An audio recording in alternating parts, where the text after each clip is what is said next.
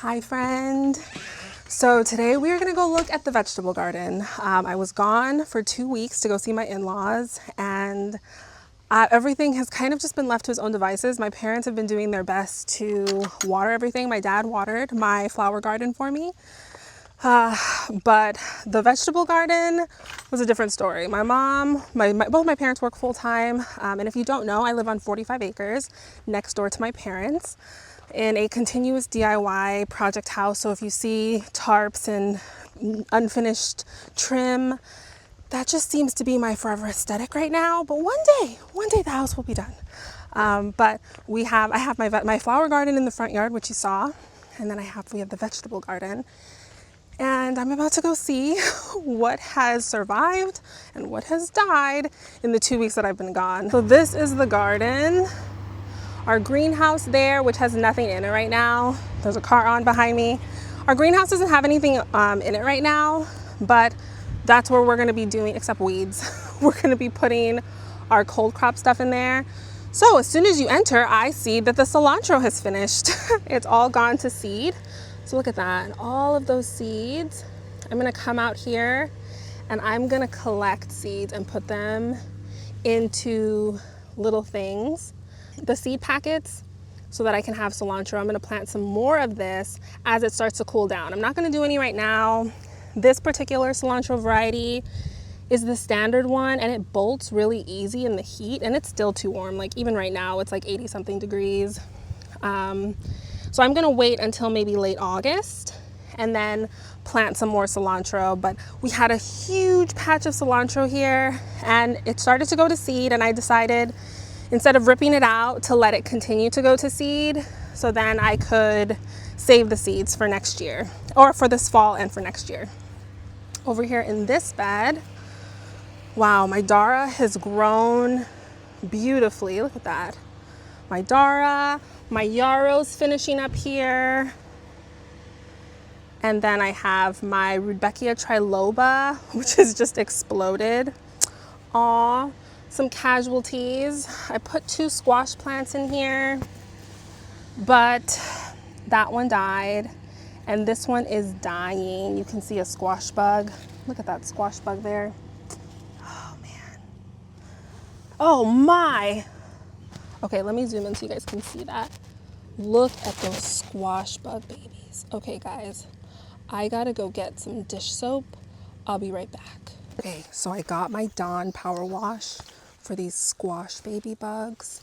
Now, for starters, I'm not necessarily a proponent of using squash bugs in the garden here, but not using squash bugs, using Dawn in the garden here. But when I have really bad outbreaks of squash bugs, I just gotta do what I gotta do. I believe in letting your ecosystem take care of its ecosystem, which is why I have so many flowers here in the vegetable garden. But these squash bugs are just, like, they are just taking over things with a vengeance, and they've totally killed these plants. They were doing so well when I left, and these plants are done. So I'm gonna spray them. I'm not gonna leave them for very long because I do have so many other beneficial insects in the garden. So I'm gonna spray, and then I'm going to rinse it off after like a few minutes. So let's spray them. Okay, so I like to use the Dawn power wash for this. This plant's probably not gonna make it anyway. So at this point, it's just about making sure that they don't spread all over my garden. Like, I'm just coating this thing in some, oh look, there's more. There's so many babies. Okay, I gotta set this thing up, hold on. Oh man, there's more back here, big ones and little ones. They look like little ticks. So at this point, it's not about saving the plant, it's just about killing the squash bugs. With the Dawn power wash, like with Dawn in general, which is why I don't advocate for using this kind of soap on your plants, it strips the plant of its natural oils. So then it leaves the plant susceptible to like sun damage and stuff. So I learned that my very first year with squash bugs and using soap, because people were like, oh, use the soap, it coats the bugs and they suffocate and they die. And it does, it kills them very quickly, but it also does harm to the foliage of your plant, which is why I try to avoid it at all costs when I can. So in this same bed, I have some zinnias. You can see a bumblebee just landed right there on this. It's a Diablo Cosmo. So those are those vibrant orange blooms. Back here we have an anise hyssop, my triloba, Rudbeckia triloba that's taken over. Okay, let's see what else we got. Oh, my tomatoes. So obviously no one tied up the tomatoes while I was gone or pruned them. So I've got a lot of work to do there. But I've got 1, 2, 3, 4 tomato plants in this bed, as well as some garlic that's finishing. I can probably pull these out. These are look at my chamomiles. I harvested a bunch of these blooms before I left because I wanted to make sure it would start to produce more blooms, and it did. So I'm so excited. I'm gonna have to get out here and harvest these blooms. All my garlic is done. Let's pull one up and see how they did. Oh, look at that. So these are my spring garlics that I planted. Not as big as the garlics that you plant in the fall, but still looks really good. I'm really excited. Oh, I've got some peppers back there that are starting to do something. Some orange peppers here that are kind of being bullied by this anise hyssop. So I might have to cut back some of these, cut back some of this so that it can have more sun. I also have another one here. This one's starting to turn orange. And then back here we have, oh, these ones are doing well. Squash bugs haven't found this one. So this bed, I actually didn't put anything in. We had some potatoes because I knew that the greenhouse was going to be going in. So I didn't want to do anything with this bed because I wasn't sure if we were going to have to move it. And we are going to have to move it. We just haven't moved it yet. So someone who comes and helps my dad on the property clear like some of the excess brush around the perimeter. He wanted to plant some stuff. So he planted some squash and some tomatoes. And then I had some potatoes in here last year, and not all of the potatoes got discovered. So those potatoes went to seed and they produced more potatoes. You can actually see some of them here on the top. So like I won't be able to use this one because it's green, and green potatoes are not good. You don't want to use those. But here's some that are like on the surface here. So I'll have to come in. I see another bit of a potato here. But then we also have the potatoes in the bags that we did. So we did potatoes in bags this year. All of these plants have died back. So it is now time to harvest all of the potatoes that are in here. They were like on the verge of dying. They were on the verge of dying when I left, but they hadn't quite died. So I'm so out of breath from killing those squash bugs. My iron has been really low because I was not taking my iron while I was gone to see my in-laws, which was dumb. I should have bought some more iron while I was up there, but I'm just so I was out of routine. And so then I wasn't taking my supplements the way that I should have. And I feel it, like I'm winded by very simple things that should not make me feel winded. Killing squash bugs is one of them, right? Anyway, so the potatoes were already on the verge of dying when I left. So I knew that those were going to be done by the time I got back. And now it's time to empty them out into a wheelbarrow and get the harvest. So we have pink Adirondack, purple Adirondack, or blue Adirondack, I think that's what they're called, and purple Molly fingerlings. So I wanted potatoes that were pink all the way through and purple all the way through because they're high in antioxidants. So I'm really excited about that. Okay, let's see what this bed's doing. So in this bed I had some cosmos, which are coming along beautifully. Put my Dawn down.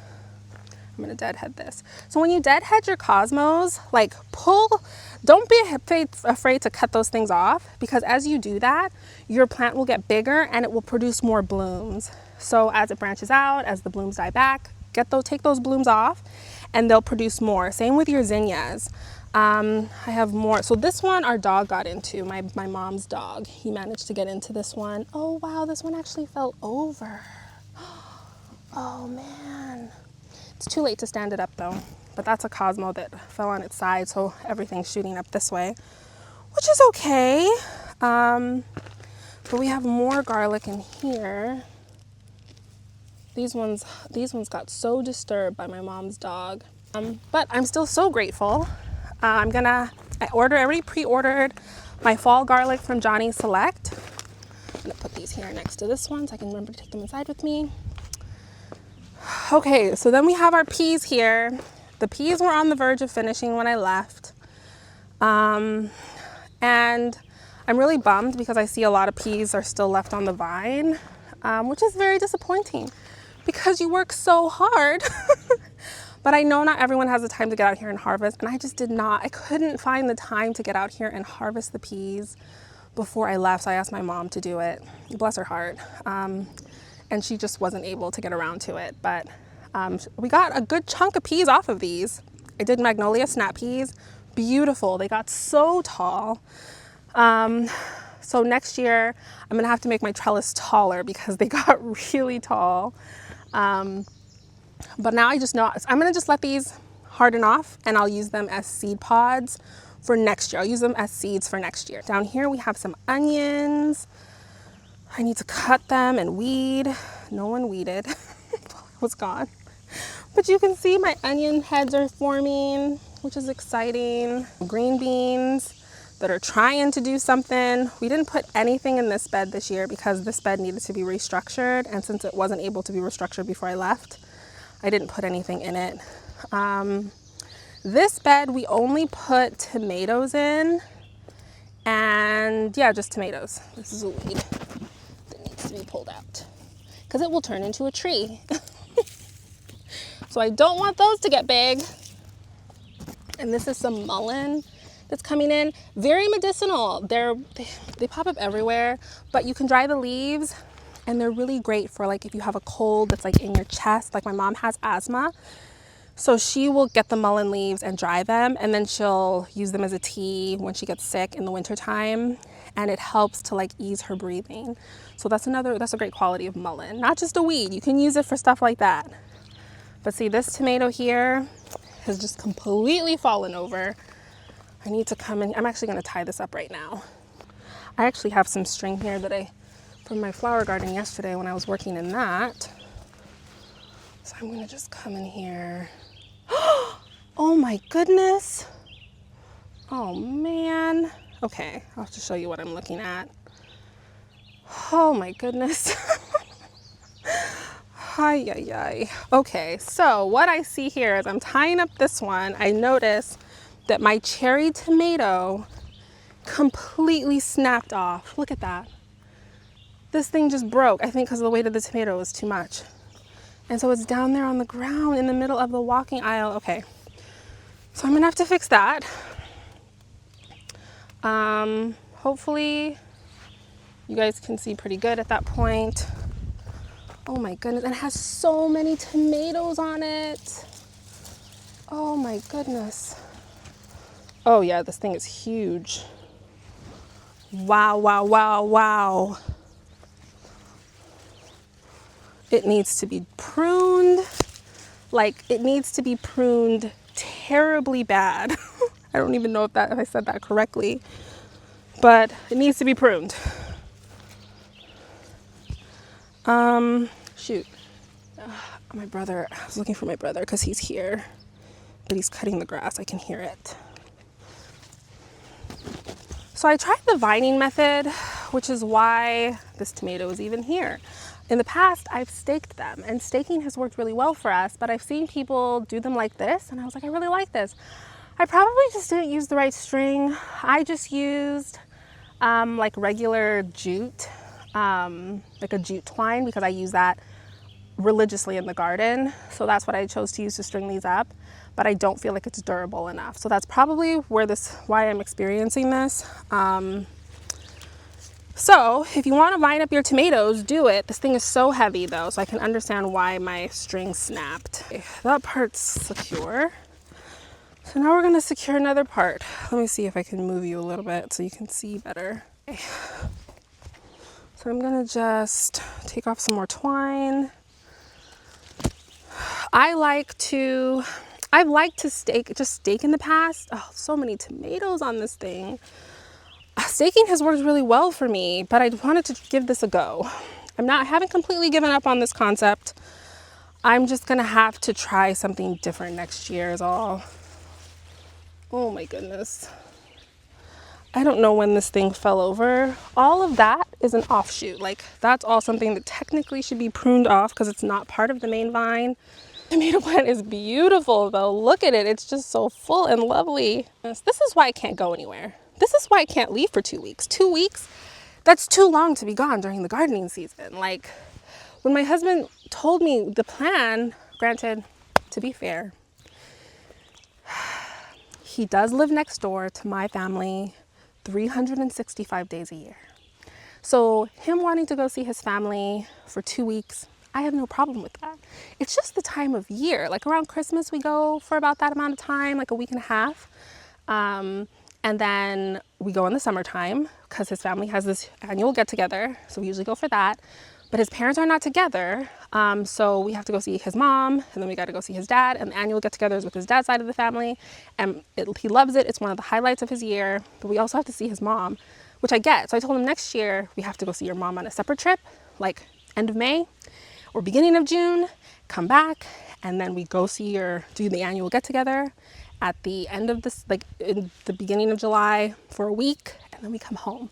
Because 2 weeks of being gone, like crazy. Oh, look. So this particular tomato plant is I want to say it's a sweetie cherry tomato. So good. I'm so glad that I'm at the time of year where I can take cherry tomatoes off my shopping list. But look at all this blight. See that? See all those yellow leaves? We don't want that. So I'm gonna come in here with my scissors. I'm just gonna cut it away. So anything that's giving me blight signs, I'm just gonna cut off. Because I don't want that to spread to the rest of the plant. Oh man. This tomato over here is not doing the greatest. I have all my tomato varieties written on a separate notebook. So I'm gonna have to come back out here with a notebook so I can check what's what. This thing is just a leaning. So we're gonna stick you there. I'm gonna go ahead and tie this up. I need another piece of string. I always keep it in my pocket here. Now I do have another tomato growing on the back side of this, but that's okay. It's just they're gonna just be friends because I need to come out here and prune so badly. Okay, so we have learned that my tomatoes all need to be pruned. That's just one of the arches. This is my onions though are doing really great. Look at that. Look at this. Needs to be weeded in here desperately though. But look at those onions, these bulbs. This is the best my onions have done. This is the best year for my onions by far. No one weeded while I was gone. It's very apparent. But you know what? I'm just glad they kept stuff alive, right? You know, we gotta find your points of gratitude. But I'm gonna have to come in here and get all those weeds out. Wow, the cucumbers are booming. Booming almost to a fault. Huge. It's got, oh, look at all those habanero peppers on there. I got a dill there. The cucumbers are thriving. Look at these bad boys. Wow, guys, you're doing so well. We are going to have, we are going to have some relish. Look at these. Wow, there's so many in here. Wow, there's some more that are growing there. Wow, look at that. So many. This one's massive. Look at that. And then I have another one down here. Okay, wow. I don't even know what this tomato plant's doing. It's got huge tomatoes on it though. Okay, so apparently this one snapped too.